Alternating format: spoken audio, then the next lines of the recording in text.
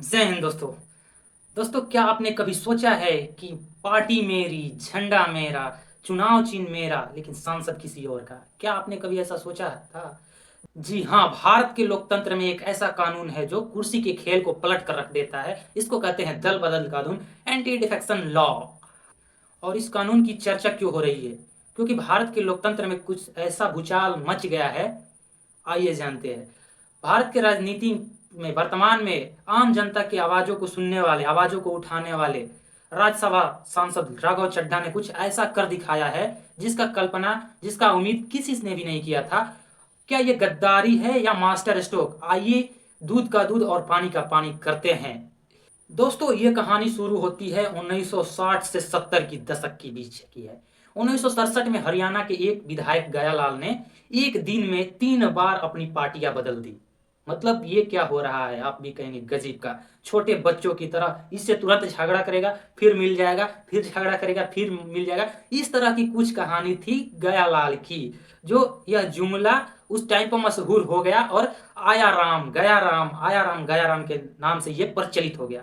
लोकतंत्र का मजाक उड़ता देख 1985 में राजीव गांधी सरकार ने संविधान का 52वां संविधान संशोधन किया और संविधान में 10वीं अनुसूची जोड़ दी। और इसका साफ मकसद था कि चुनाव जीतो किसी के नाम पर और बिक जाओ किसी के काम पर।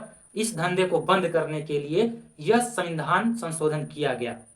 दोस्तों, 52वां संविधान संशोधन से पहले कोई भी विधायक सांसद क्या करता था कि चुनाव होने के बाद वो जिस पार्टी में मन करता था आता जाता रहता था, जिससे स्थिरता पार्टी में नहीं बनी रहती, लोकतंत्र का भंग होने जैसा हो जाता था। कोई भी सरकार करेक्ट काम नहीं कर पाती थी। इसलिए 52वां संविधान संशोधन लाया ताकि पार्टी में स्थिरता बनी रहे और कोई भी गवर्नमेंट आए अच्छे से काम कर पाए।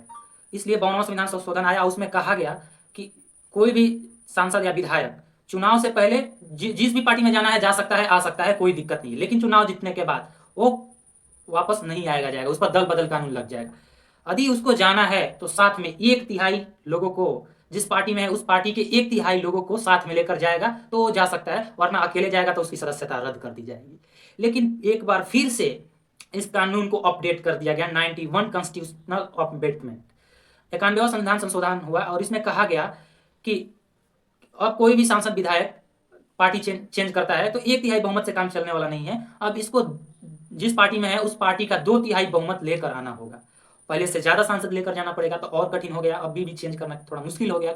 और इसमें यह भी कहा गया कि केंद्र और राज्य के जो भी मंत्रिपरिषद है उसमें मंत्रिपरिषद सीमित होगा, यानी पूरे सीट का 15% ही मंत्रिपरिषद बन सकता है। इससे ज्यादा नहीं होगा, इससे कम हो सकता है या 15% तक रहेगा, इससे कम होगा। आइए अब मेन मुद्दे पर बात करते हैं। दोस्तों, आम आदमी पार्टी के पास राज्यसभा के 10 सांसद थे। उनमें से एक राघव चड्ढा थे। वो अगर अकेले चाहते तो बीजेपी में जा सकते थे, लेकिन उनकी सदस्यता भंग कर दी जाती, रद्द कर दी जाती। उन्हें ठेंगा दिखा दिया जाता और बाय बाय बोलकर घर पैदल जाना पड़ता। लेकिन राघव चड्ढा राजनीति के एक कच्चे खिलाड़ी नहीं है, बहुत पक्के खिलाड़ी है। उन्होंने इस्तेमाल किया 2/3 का जादुई आंकड़ा। कानून कहता है कि अगर कोई पार्टी 66% यानी 2/3 बहुमत अपने जिस पार्टी में है उसके 2/3 लोगों के साथ किसी पार्टी में मर्ज होना चाहती है तो मर्ज कहाएगा, उसको कहा जाएगा कि विलय हो रही। दल बदल कानून नहीं लगेगा उस पर, उसको कहा जाएगा कि ये तो मर्ज हो रहा है, ये दल बदल नहीं हो रहा है। तो राघव चड्ढा ने कुछ ऐसा किया। लेकिन क्या ठीक राघव चड्ढा ने कुछ ऐसा किया? राज्यसभा के 10 सांसद में से 7 सांसद खुद के साथ 7 सांसद को लेकर चल दिए और बीजेपी में ज्वाइन हो गए और कानून की किताब से ही कानून को मात दे दिया। किंतु रुकिए, एक कहानी असली मजा देने वाली है।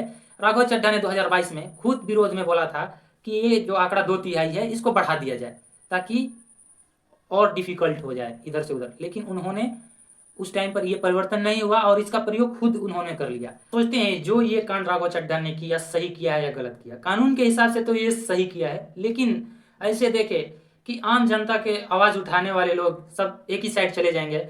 यदि वो उधर जाकर बीजेपी में आवाज उठाते हैं तो कोई दिक्कत नहीं।